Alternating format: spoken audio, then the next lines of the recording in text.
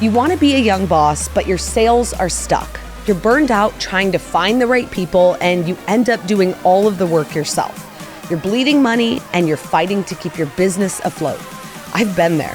I'm Isabel Guarino, and I've scaled businesses to millions, and I've watched ideas burn to the ground. And I know exactly what it takes to survive and win. This is Young Boss, the podcast that helps you break through the barriers standing between you and the business you deserve, where youth is your power. What if your family's legacy and your livelihood hinged on a single bet in the desert? Today, we're talking with Landon Turner, second-generation owner of Catalyst Product Group, the organic fertilizer company powering farms across America. From his grandfather turning barren land into farmland to Landon launching a modern home and garden line while staying debt-free and proudly independent. This story is all grit and no shortcuts. We're diving into the real challenges of scaling in agriculture, earning farmers' trust, and proving you're more than the boss's kid. Get ready, this episode is about legacy, hustle, and building something that feeds the world. Landon, welcome to the show. Hi, what's up, girly? I am so excited that you're here. I know. I'm so thankful that you invited me, and congrats on all your success. Thank you. It's been a long time since we've seen each other, but I see all your stuff, and it looks like you're thriving, and I'm so happy for you. Thank you. You too. And I love that we are both in family business, and you are working with your father, some of your cousins, other family members. Tell me how this business got started. So it's a long story. My family got into agriculture 3 generations ago. My great-grandfather was a coal miner in Kentucky, and he was the son of a First Southern Baptist preacher and grew up in the Great Depression.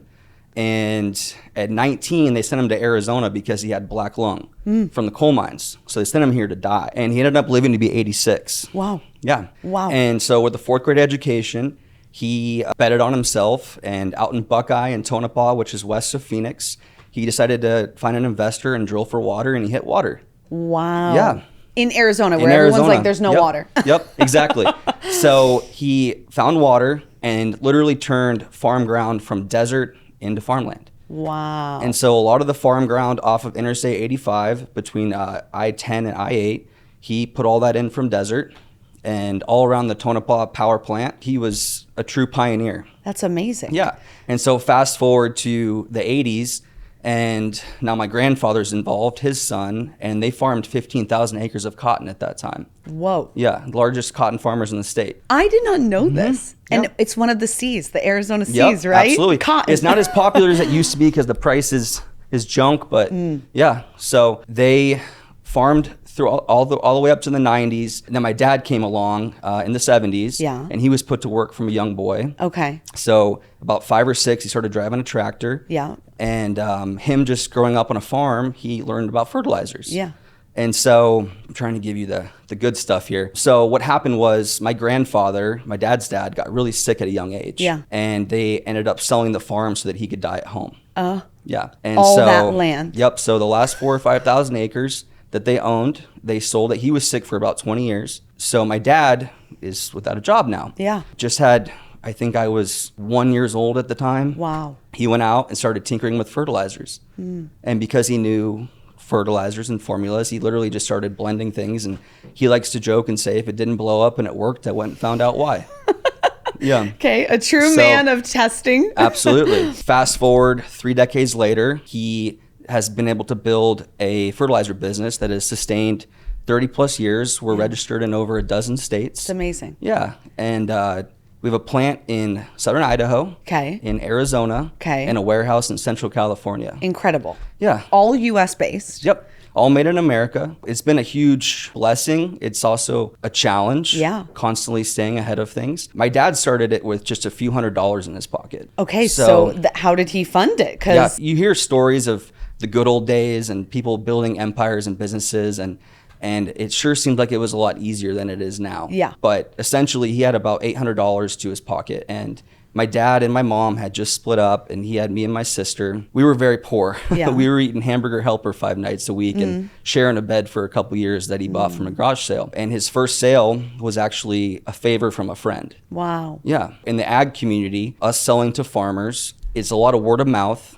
a lot Okay. of, good old boy handshake type deals. Yeah. And so he was able to use the networking from being involved in the farming community for all that time to slowly grow his business. Wow. And it's pretty cool because, so this was all in the early 90s that he started this. So over 30 plus years later, we're still debt free. Oh my goodness. There's pros and cons, right, to bringing in Bootstrapping it, investors yeah. and bringing in a bunch of crew, but we've grown slow and steady. Okay. So, he'd make a sale and then he'd, buy an old beater truck that he could use to deliver products. And then a couple years go by and he's able to hire his first employee. And it just little by little kind of evolved. Yeah. And then when I was going into Valley Christian High School, so I was 13. Okay. He decided it was time for me to pick up a shovel and start okay. working. Yeah. The old cotton farmer mentality of the boys work and the women stay home. Yeah. Okay. He's a good man, but very old fashioned. To work for him, I'd work summers. And the first year that I went to work was when we built our main manufacturing facility in a town called Stanfield. Okay. That's about 45 minutes south of here. And so it was a lot of digging. Yeah. He called it building character, but it was 8 hours a day, 5 days a week. And, I was just a city boy that had soft hands and You were ready for this. I cussed him for it every day. But as a 35-year-old, I thank him for it now because I have the work ethic that I do. Yeah. But yeah, anywhere that trencher couldn't go on 5 acres to lay the irrigation. It was you. I was, I remember telling him at 13, Dad, the ground is like concrete. I can't dig in this. And he's like, if you knew my dad, this is how he talks. He goes, well, get a hose and flood it and come back tomorrow. It'll be soft and you can dig it. And I'm like, damn, you're smarter than I am. So anyways, I survived that first summer. And then all through high school and college, I would work summers amongst other things. And then after I graduated Arizona State shortly before you did, I went to work full time. Okay. Do you feel like it was kind of ingrained in you that you were going to go do this because of all that work you'd put into it already? You know what's funny is I didn't. My whole life, I wanted to be a landscape architect. Oh. Yeah, so I always loved plants. I didn't grow up on a farm like my dad, but I always loved plants and I always loved design. Yeah. And so that's what I originally went to Arizona State for, was landscape architecture. And after a semester of that and pulling all-nighters 3 days a week, I said, to heck with this. Oh. They sucked all the joy out of, it was a weed out program. Yeah. And so I went a different route and I worked as a trainer at a gym at the time, as you might recall. And so when it came time to graduate, I had several clients that were offering me jobs and things. And I asked my dad, I said, hey, can I be your heir apparent and come work for you? Yeah. And it was, of course, an easy yes. Yeah. And so that was 2013. And so I've been with him full time since. That's amazing. So to answer your question, no, I wasn't my plan at all. And then once I kind of shifted gears, I just thought, I was like, hey, I have a great asset here. It's my family business. Yeah. My dad and I, we get along great and let's give it a shot. Yeah. No pun intended, but I do think about family business. I'm like, there's some shame sometimes around people who say, oh, well, your dad owned this and now you're just going to go do it. And it's like, why should I be ashamed of that? And why is that shameful? Because if we were back in the day and your dad owned a farm, you're going to go work on the farm. So why is it weird that now if our parents own a business, we want to also work for that business? I think this is very normal. Absolutely. And I don't think it's something that there should be shame around. I think the shame should be in saying, I'm just going to inherit this and sit on my cash and not do anything. 100%. That's shameful, But learning something and actually wanting to do it, it's very different that you asked your dad, say, hey, can I come in? Than him saying, this is your path, this is what you have to do. I'm so glad you mentioned that and you can probably relate to this, and being the boss's son or the boss's daughter, it comes with a stigma. Yep. And that's something that if you ask the employees that work with me or for me rather, they will all attest to. Like when you're the heir apparent, like you've got to really set the tone. Yep. And put in the extra effort. But it is something that, when my industry and everyone knows everybody, that I really try to prove that I'm not the silver spoon child. Yes. You know what I mean? I still, to this day, we're a small family business. Yep. So I wear every hat. We were touching on it before, but my cousin got sick this year and he's my plant manager. Yeah. And there's 3 of us out there that are doing the daily stuff for the Arizona location, plus an office manager. So when he's been out for 4 months, that means I shift gears to deliveries and manufacturing and all sorts of stuff. So sometimes I'm talking with people like you or doing content. Sometimes I'm in a delivery truck or sales. It's just every day is so different. Yeah. So it does come with a lot of challenges, but that boss's son, boss's daughter mentality. It's something that has always irked me. Yeah. You know, because I feel like, and I tease my dad, I'm like, you realize I've worked for you for almost 25 years now, dude. Yeah. And I'm like, give me a raise. Like, come on, you know. I've earned my keep. Yeah. So it's just something that comes with the territory. But, you know, all you can do is let your actions and your ethic and your intentions speak for, you know, who you are. I fully agree. I'm like, it's all about action, and they will realize, you know, that whenever the time, you know, comes, Absolutely. and it will shine through. Can we dive into that a little bit? Sure, You absolutely. are a smaller family business. In my example, I had someone pass. I know, I'm so sorry. And it's one of those situations where your example, someone gets really seriously sick, and it's Yep. like the family has to, and the business has to pick up this slack, and it's very immediate, and it's very, we don't have Yes. 10 people doing this job. There's Absolutely. one person doing this job. So what happens? How has that impacted you guys? And how do you deal with that as a family business? It's tricky to navigate, honestly. I think, you know, I just touched on my cousin. He's my brother, as you know, my best friend. So it's been a tough season. And then right before that, our office manager, she shattered her femur the first week of the year. Oh, no. So she was out for 6 weeks. So it's like, I'm just waiting for what's next. But anyways, we're getting through it. But that's something that, and you could probably relate to this before your dad passed, is I always think about, am I ready? You know what I mean? My dad's in good health. Yeah. And we've got a good foundation to where if something, God forbid, were to happen, I know we'd be okay. Yep. But those are things as a man Yeah. that keep me up at night. Yeah. And back to that being the boss's son, you know, you often wonder, like, do people really think that I could have do it? this? Yeah. Yeah. You know what I mean? Yeah. And it's honestly, it's not even, you shouldn't really care what they think because Yeah. you know what you're capable of. But Yeah. those are just internal things that, you know, are always in the back of your mind. It's like, okay, well, like when it's time to go, like saddle up, you know what I mean? And my dad, just back to being old fashioned cotton farmer, he'll never retire. He's too bossy. And so we always joke and say, we just let him think he's still the boss. Yep. Yeah. It's something that you have to learn every single aspect of your business. Yes. You know what I mean?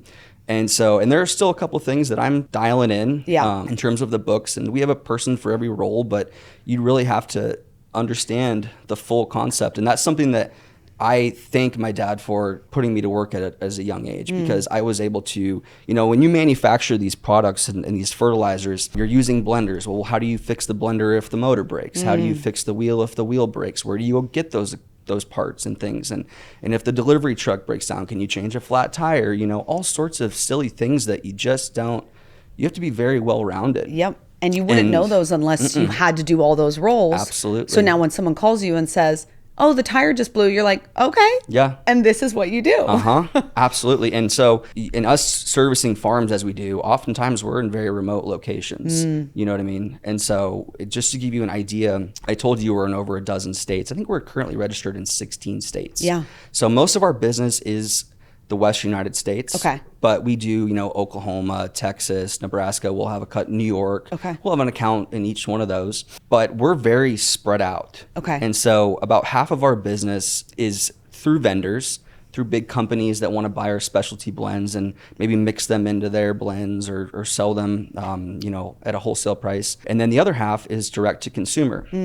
So farmers, our target market, for us being a smaller company, it's very easy for us to sell bulk. Okay. So truckloads, anything 500 gallons and above is versus putting it in a 1 gallon jug, which we can get to in a minute. But in saying that, when we're selling direct to these farmers, back to having to know every little thing about what you do, on a 8,000 acre farm, we'll probably have 30 1,000 gallon tanks spread all the way across their farm. Yeah. And people don't always realize that a farm isn't always just a perfect square or a perfect circle. Some of these farms are spread out 20, 30 miles. Wow. You know what I mean? Yeah. And so you have to be able to delegate to your team and find a way to access their strengths and their weaknesses, you know? Yeah. And say, hey, I need you to go to this tank. Okay, well, where's this tank at? Well, remember last time you went, here's the map. I need you to keep it. And they do a great job. Those are just little things that, you know, when it comes time for me to hire somebody new, for instance, it's like, okay, well, if I'm going to spend the time to teach you this, I really want to, I don't want to a temp for the summer. I want an employee for 10 years. Yeah. You know what I mean? Hiring is so difficult because of that. It's like your effort and energy and money training them for this. Absolutely. And then if it's the wrong hire, it's like, what a waste, Yep. right? So how have you guys been able to kind of systemize that to get the best people in that you know they're going to have longevity? Sure. We have had mostly good luck with that. Okay. Most of the people that we hire are referrals of a friend or a family member and Yep. things like that. So there's been a couple speed bumps in the road over the years, but us being, I think there's 8 of us in the company, including our owner, Mark, my dad. One of the biggest things that we try to do is create a real family culture. And so, like, for instance, we don't have an HR department. Yeah. And thank God we don't. Because back to being the old-fashioned cotton farmer, like, Yeah. A lot of things wouldn't fly. We would probably be like sued to the high heavens, but everybody, it's like within limits, right? We're Yeah. all still appropriate, but Yeah. it's fun because when we come to work, it's not this like buttoned up, like I have to watch, What I'm saying. Again, we're so Yeah. respectful, but it's just like a laxed atmosphere. Yeah. And so, I pretty much manage the Southwest region. Okay. And my dad manages the Northwest region. And so when I'm, managing my team, I really like try to treat them with respect and let them know, hey, like we can just relax, Yeah. like have fun, we can goof. And, I have a couple people that are older than me. So I try really to be mindful of how I treat them and things like that. But to answer your initial question about hiring, it's really finding somebody that's going to be a good fit. Yeah. It's a culture fit for it's you a culture guys. for sure. Yes. Yeah. Okay. So I want to talk a little bit about, you mentioned it, that you guys are doing more at-home products now, which is a new branch. And I think that is kind of a testament to you thinking as a young boss. Thank and you. How do we have a new branch instead of, our Right. bread and butter? What can we do to bring this out and get other people using it? So Yes. talk to us a little bit about kind of how you came up with that and the process of it.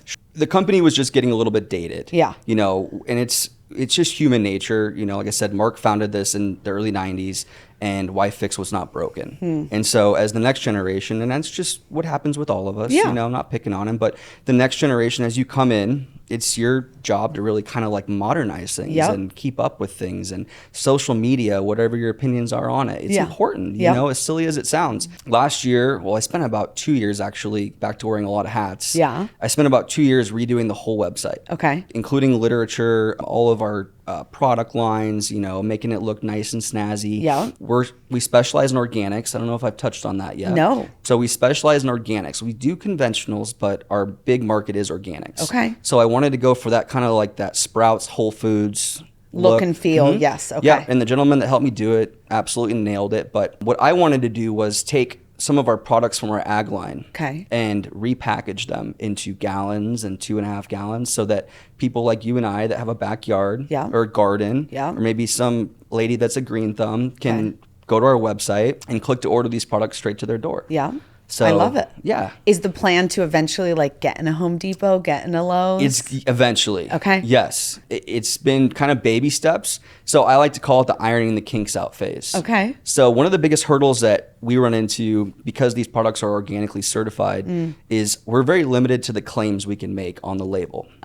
So I don't want to get too much into the boring stuff, but like I can come to you, Isabel, this product does X, Y, and Z. Yeah. And I can tell you that, but if I put that claim on the label, then the EPA calls. Okay.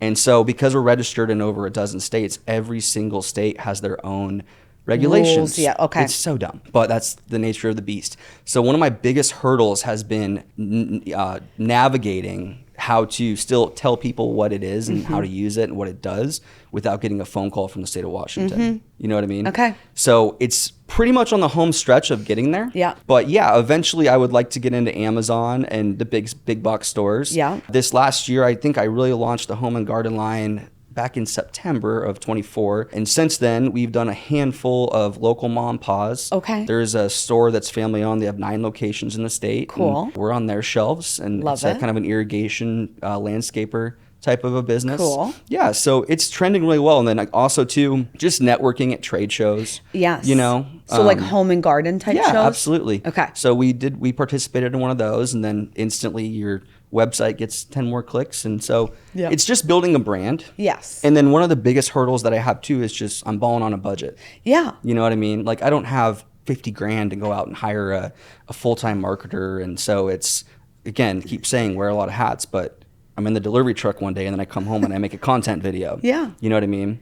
And so it's getting there. This is like true small business world. Your dad did not start with debt, and he probably, even if you said, let's just give me $100,000 loan so I can actually put ad spend on this and this and that, he's going to be like, no. Yeah. Because he didn't do it, and he probably doesn't view it that way. So you really are having to bootstrap this, which so many listeners, that's what they have to do with their business too. And it is possible. Yes. It is. It takes a lot of grinding. And like what I always tell people is like, find something you're passionate about. You know what I mean? Because you're going to quit if it's this difficult, you know, and you don't have that backing. And so back to filling my dad's shoes and kind of that overcasting big shadow, like I kind of view this as my little mark on the business. Yes. You know what I mean? I think so too. Yeah. And so the ultimate goal is to really try to get it eventually to match the sales on the ag side. Okay. And it'll take some time, but it's getting there. Yeah. It's just baby steps. Yeah. I'm curious. I know like nothing about this industry, right? Is it very competitive? It's a very flooded market. It's become. So when Mark started in the early 90s, we specialized in a couple products that back in the 90s were considered snake oils. Oh. Yeah. And so I toot my dad's own horn. He's the organic guru. Okay. Like he's been doing this before there was even organic certifications. Okay. And so in the products that we specialty blend, he is a huge reason why there's even a market for them in the West United States. Wow. Yeah. And he just did it the old fashioned way. Like he's not getting on a Zoom call. Yeah. He's going to get in his truck and drive to Othello, Washington, 25 hours and look you in the eyes and shake your hand and like sell you on this. Yeah. It's a very old fashioned way. But is farming culture still not that way? It's getting, I'm sorry to speak over you. No, it's more modernized now? It's getting there. As the good old boys, still very much so, yes. Yeah. And there's still something like, even as a 35-year-old, I'm a big believer in like shaking someone's hand and looking them in the eyes. And that goes a long way. But also too, like as the farmers' sons that are kind of more in our generation, it's trending that way. Okay. You know, we just had a new business that we're working with now, and they wanted to hop on a Zoom call, and my dad was like, "What's Zoom?" And I'm like, "Dad, we can do this. Come on, we got a computer. We'll be all right." You know. But it's just back to that, like when you've done something for so long, why fix what's not broken? So it's tough, you know, as we all get set in our ways. Yep. So I'm kind of trying to take all of Mark's strengths and implement my strengths and find that combination to help evolve. Because if you don't evolve, you're dead in the water. Yes. You know what I mean? 100%. And I think that even doing things like the website, like new product line, like, hey, here's how we can reach other farmers who we aren't going to drive to, you know, like all those things, they might seem small, but they're actually going to add to the bottom line in a huge way that takes this business into the future. Yes. You know? Absolutely. So it's really interesting. I love that. As a young boss, you're probably buying stuff for your business all the time. I know I am, and I love a good Amazon purchase. So we created the Young Boss Amazon list for you to buy things for your office, for your team, books for you to check out, even clothes or jewelry that I'm wearing on the show. So go check out the Amazon list and add something to your cart today. Now, back to the show. Let's talk like a little bit more about business in general. What do you find has been like one of your biggest struggles in being an entrepreneur and, you know, helping run this business? So I think one of the biggest struggles, and I kind of alluded to it, is like, how do you take a company, you know, that's successful and it's sustainable and there's very low risk, there's no, like, you know, no debt. Yeah. And take it to the next level. You know, am I going to go find an investor for $500,000 and hire 3 salesmen? And in farming, which is like this in a lot of industries with sales, you know, you go to a farmer and you say, "Hey, I've got this product. Are you willing to try it? It works really well."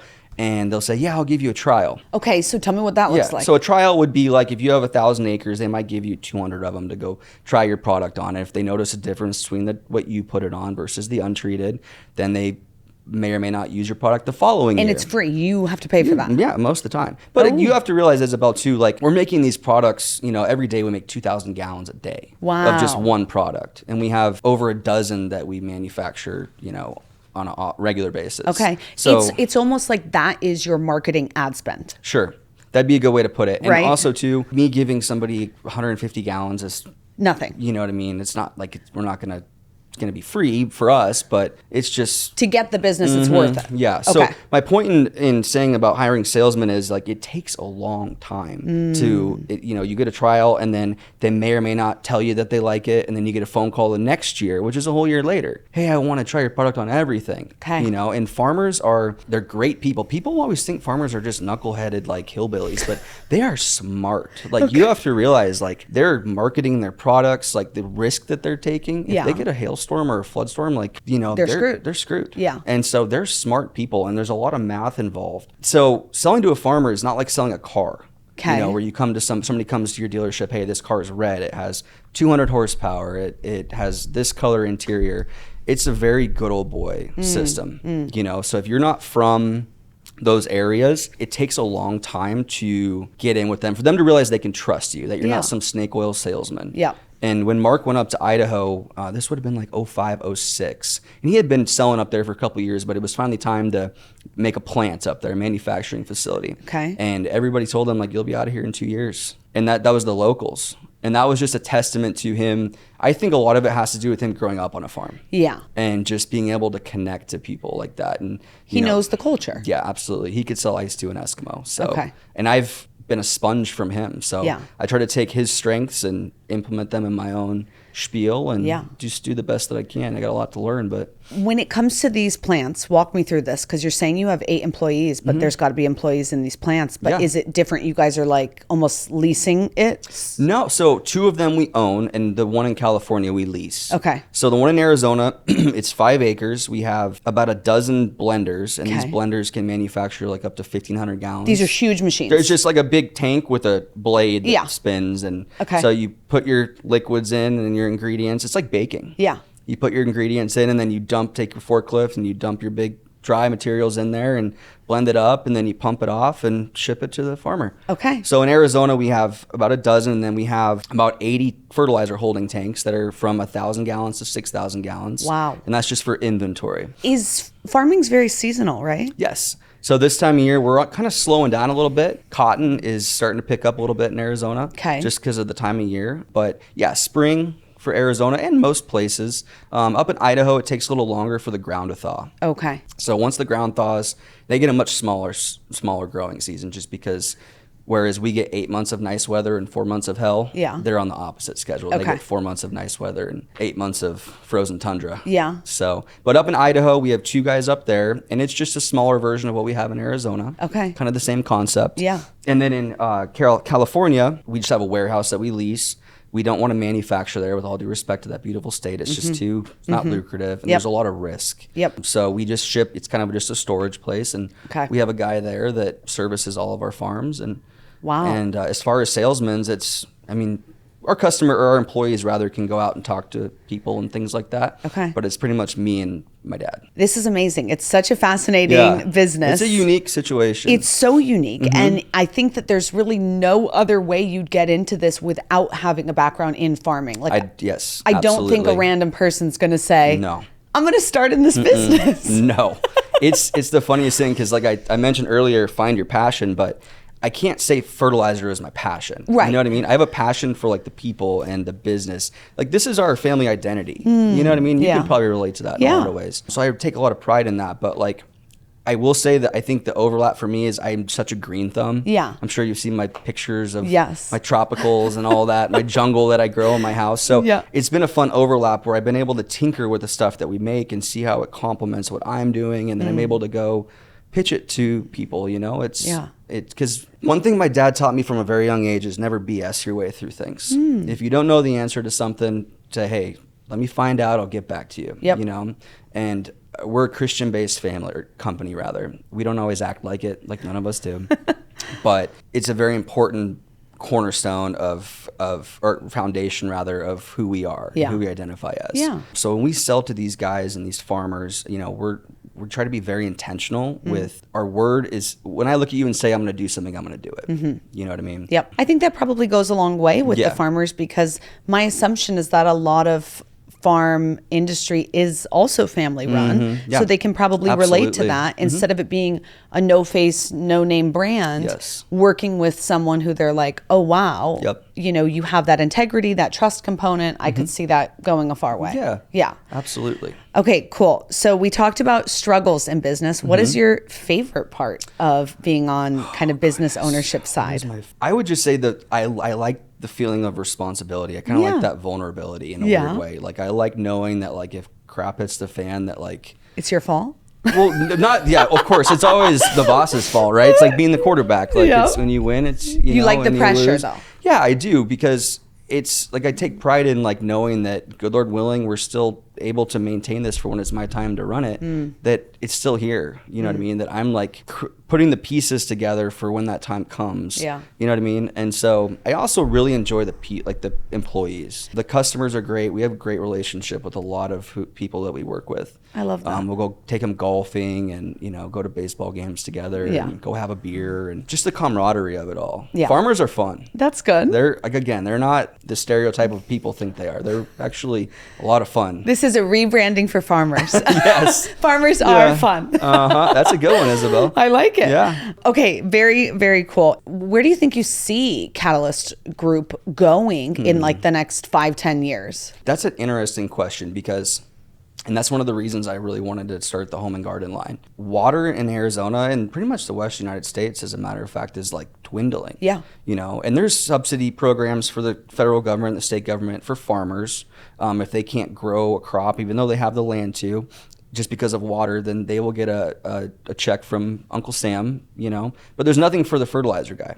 So we're lucky enough to be diversified, I said, in over a dozen states. So I think that's kind of helped us a lot. But Yeah. Arizona in particular, probably the last 10 years, it's just been, Tough. yeah, big time. I do have my concerns about that. Okay. You know, and also too with the house building that's going on out here. You know, Farms are going away. farmers are selling to residential, which when you can get $20 million for 50 acres, You're going to do it. go buy a yacht. Yeah. You know, a lot of people are putting solar plants in, you know, and so and that's just the nature of the beast. But I do see us still thriving. I think we'll have to evolve. I do see us moving further east. Okay. Our business in Texas has steadily grown the last 6 years. Okay. I think it'd be really cool to eventually be able to create a manufacturing facility there. Yeah. But it's just so unknown. You know what I mean? You just opened my mind to something that I feel like is actually like a huge economic crisis, which is like farming is kind of going away and they're is, literally yeah. producing Yeah, like fake absolutely. food and not Yep. real organic plants anymore. Yes. That's going to impact a lot. Big time. It's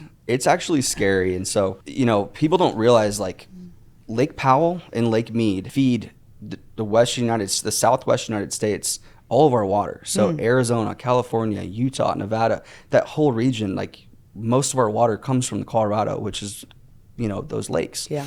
And the input to output ratio is not adding up. The water we're pulling from those lakes and the water that's going in is eventually going to catch up to us. Okay. And you can only pull so much water from the ground. You know, in the state of Arizona, if you have 30 grand, you can go drill a well and pump as much water as you want. But those underground aquifers, they have to fill up eventually. And so people don't realize that. But yeah, I mean, another fun fact about the food supply that you kind of touched on, Yuma, Arizona, from fall to late winter, they will feed most of the country all of their produce. And then the Salinas Valley, which is, if you're familiar with like Monterey, California, Yeah. kind of the central coast, when it's there, they have the other half of the year. So they're kind of spring through summer through fall. Wow. So those two places kind of take turns growing the produce for most of the United States and overseas. I had no idea. Wow. I mean, I knew a ton of, Yeah. at least our fruits and vegetables come from California, Yeah. right? But I did not know Yuma. Oh, Yuma's huge. Absolutely. Wow. So Big time. do you guys service a lot of farmers down there? Yes. Yuma is, again, great guys. Back to being the good old boy system, very cliquey community. So if you're not from Yuma, it's one of the harder ones to break into. Okay. We have great established relationships that have lasted over 20 plus years there. Yeah. But it's not something where you just go knock on a farmer's door and say, hey man, my name is Landon. I Yeah. make fertilizer. You want to buy some?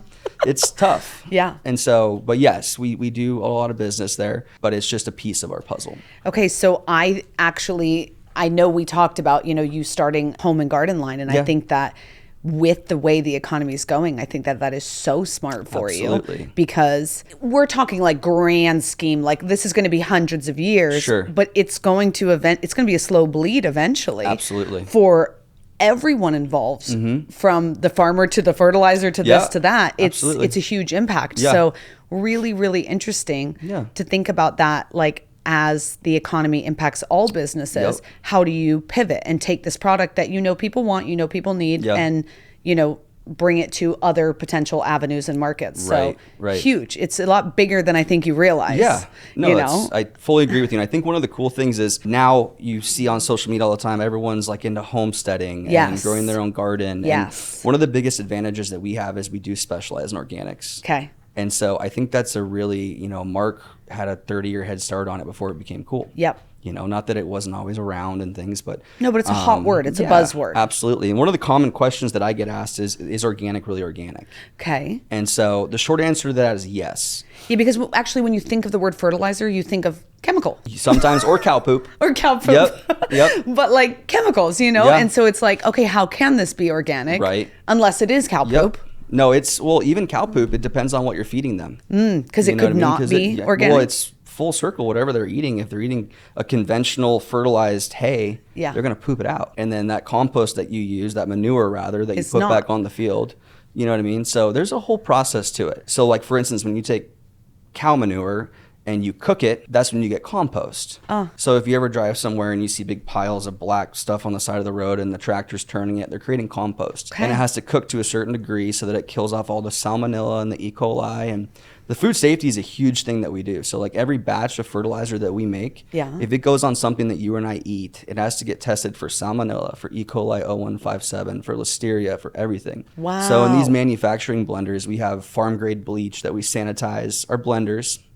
And then the equipment, the pumps and the hose that we use to transfer it into holding tanks all has to be sanitized. Yep. Wow. Oh, yeah. And so back to the organic certifications, when you have that stamp of approval, we literally have state employees from other states that will come to our manufacturing plant and sit there and watch us manufacture.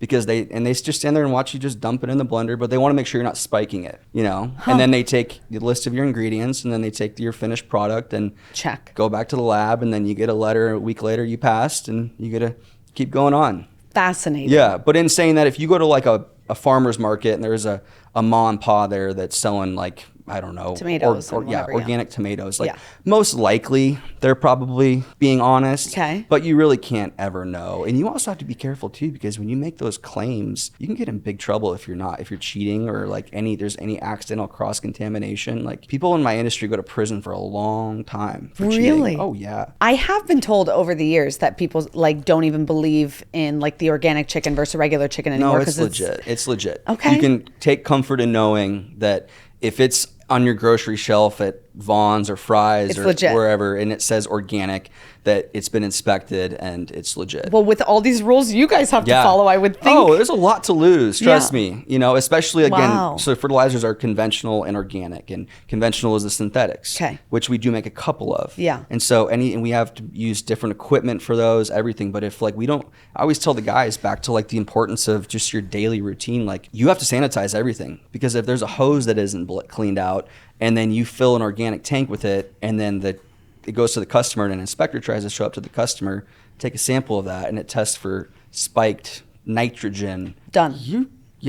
And you just cost that customer, a produce crop, you're talking millions upon millions of dollars for, like spinach or lettuce and things like that. Is your guys' product price point in alignment with what else is out there? Are you guys cheaper? We beat them. Oh, you're cheaper? Oh, yeah. We beat them and we make it better too. Oh, I love that. Yep.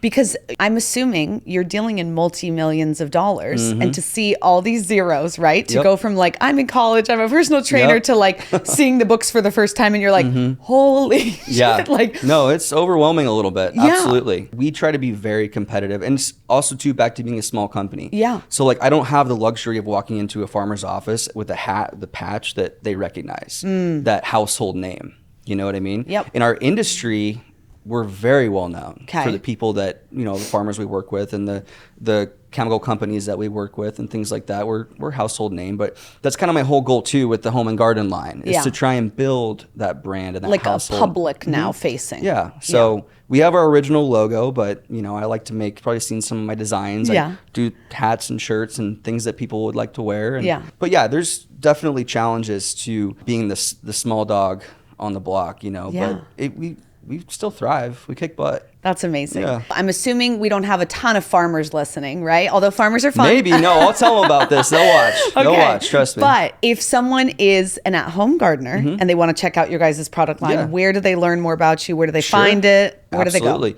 They can go to our website at catalystproductgroup.com. Okay. That's CATALYST. You'd be amazed the amount of people have to ask how to spell the word catalyst, but it's catalystproductgroup.com. Okay. And they can go on there, click on the product section, Okay. read about everything. I have it broken into gardens, backyard plants, trees, shrubs, and there's application rates, there's product descriptions. Love it. And I always tell people, like, the price is very fair, but you're getting farm grade fertilizer when you buy from us. So it's legit. So a little goes a long way. Okay. If you're somebody that likes to support family business, Yes. I would love the opportunity to work with you. And we always make ourselves available too. So for instance, when we did a home and garden show a couple months back and give out your business card, your phone's always on when you're self-employed, even on the weekends. So it's the joy, one of the joys of it, but we're happy to coach you along the way. And I'm really proud of it. It's something I've worked hard on, very hard on. So, well, you guys should be proud. I mean, it's a huge, feat that you guys have accomplished. And now you're, even branching out, and I'm excited for you. This is going to be major. And I think that you can take this into the future. Thank you, and Isabel. Even though the economy can look however it looks, there's always going to be farmers. It's never, hopefully never in our lifetime at least, going to go away. God, everything's grown in a lab. I know. It's terrifying. That is terrifying. No, let's please, we need real vegetables. That's one thing Mark, our owner, always like to say is people always have to eat. We always have to eat. And hopefully not disgusting synthetic foods. So thank you for coming on the show. Isabel. I'm grateful. It was an absolute pleasure. Yes, thanks for nice being to here. See you. Thanks for listening to another episode of Young Boss. Be sure to like, share, and follow us on Instagram and TikTok, and subscribe on YouTube and Spotify or wherever you get your podcasts. And remember, your youth is your power.